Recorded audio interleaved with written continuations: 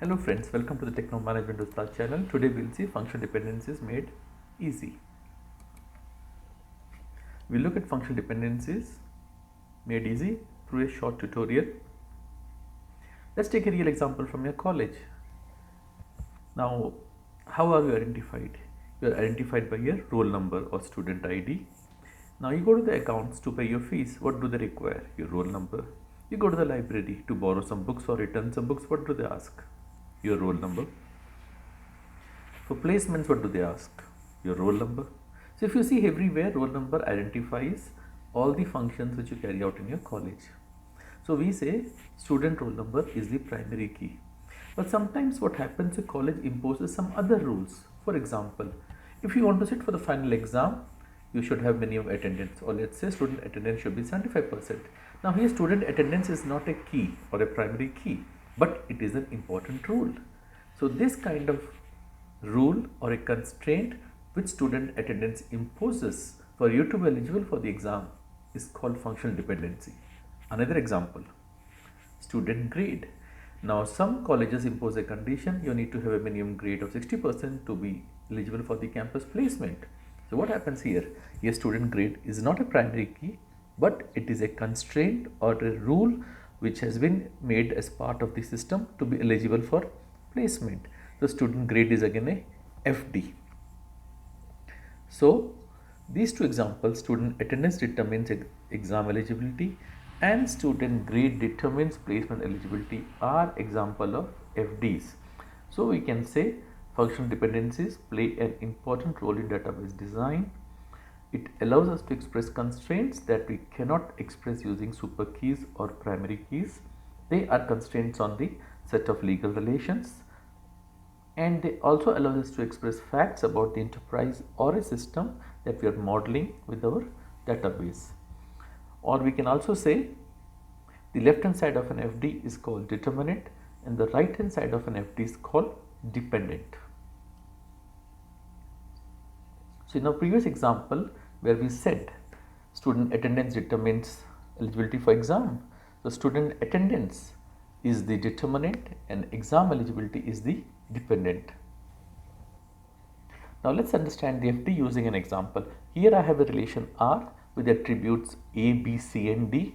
Now let's understand, does the attribute A determine C here?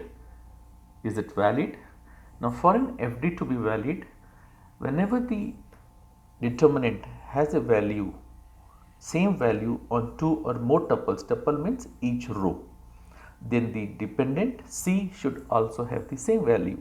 So in this example, for the FD A determines C, where A is the determinant, A has a value in the first two rows or tuples A1, then C also should have the same value C1. So in this case, for the two rows, the FD A determines C is valid. Now let's look at the another third and fourth rows. Now here A has a value A2 and C has a value corresponding value C2. So whenever A has the same value A2 for two rows, C also has the same value C2 for corresponding rows or tuples. This kind of tuple values where the determinant has the same value in a tuple and a corresponding dependent attribute C also has the same value is called an FD. So in this example we can say that the functional dependency A determines C is a valid FD.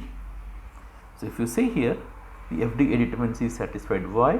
Because whenever there are two tuples that have the same value of A1, the corresponding dependent C attribute has the same value C1.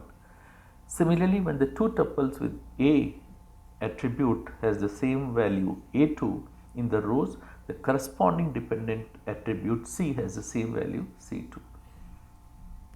This is an example where we say A determines C is satisfied.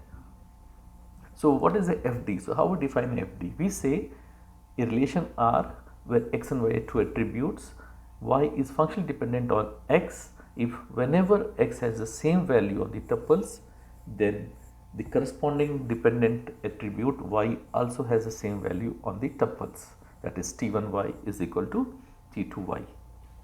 So if X determines Y, then the corresponding tuples will also have the same value. Now let's look at another question. Is the functional dependency C determines A satisfied or is it not satisfied? C determines A. We have here C and corresponding A attributes. Now here whenever the determinant C has the same value C1, corresponding dependent A attribute has the same value A1. Now in the last three tuples here, the determinant C has the value C2 while the corresponding dependent attribute A takes two values A2 and A3. So here if you say whenever the determinant C takes the same value, the corresponding dependent variable A is not taking the same value. So the functional dependency C determines A is not satisfied. So now let's take another FD, AB determines D. So here we have a combination. Now look at the attributes AB, A1, B1, A1, B2.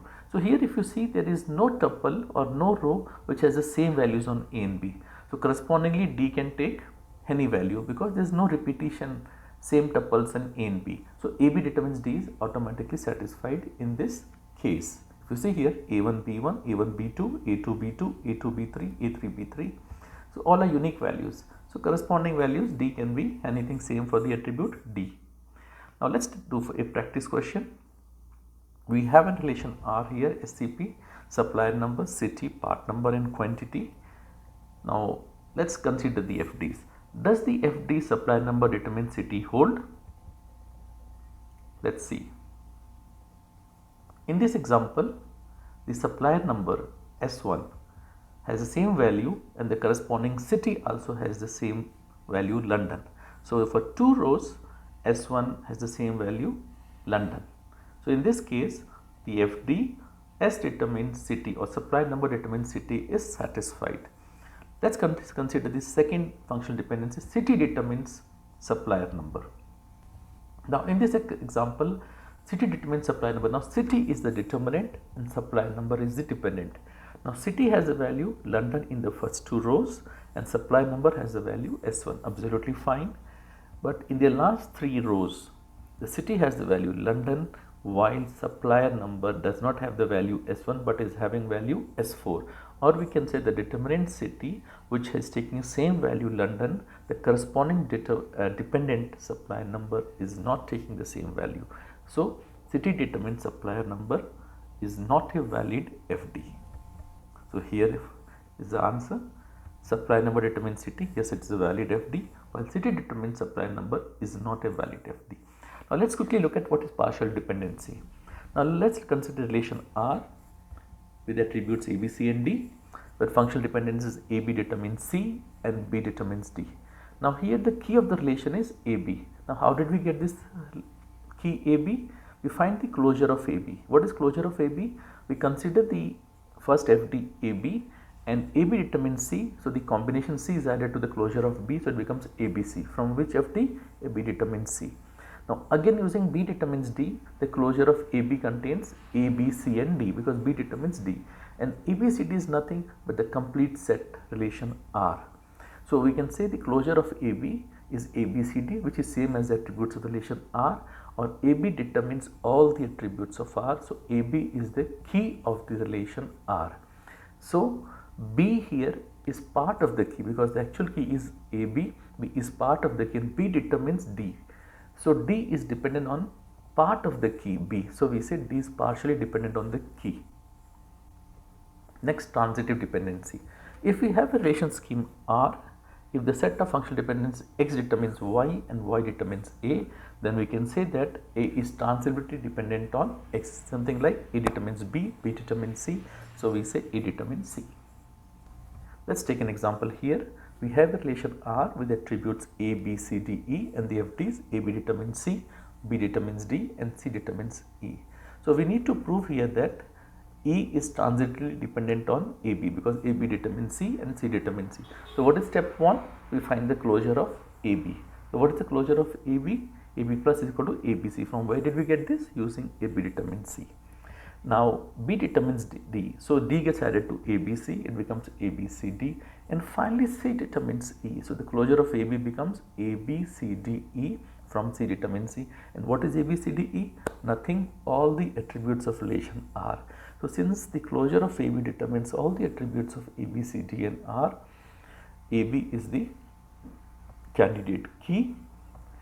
Now AB determines C and C determines C. So we can say E is transitively dependent on the key AB, since AB determines C and C determines E. I hope you found it quite easy. So let's do a quick recap of functional dependencies.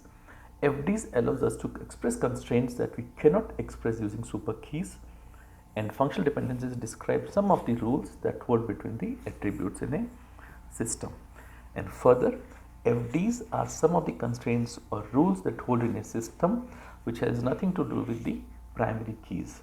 So sometimes we have rules where we cannot describe the relationship using primary keys or candidate keys, and these kind of constraints or rules are described in the system using functional dependencies. Hope you enjoyed this video. Thank you.